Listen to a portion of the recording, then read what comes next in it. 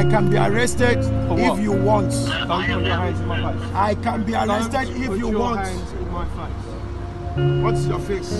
You're putting your hands in my face. You better even make your life with the Lord Jesus Christ. What are you doing here? I am preaching. You are preaching. I'm going to require you to go away. You can never. Okay, then I will arrest you for a breach of peace. Plain and simple. What breach of peace? It's what you're doing at the moment. You're causing problems, you're disturbing people's days, and you're breaching their peace.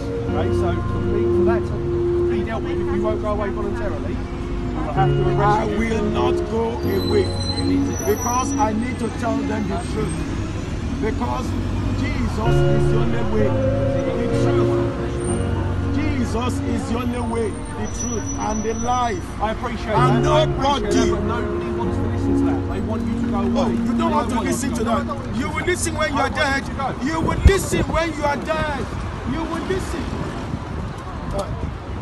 Take me. No.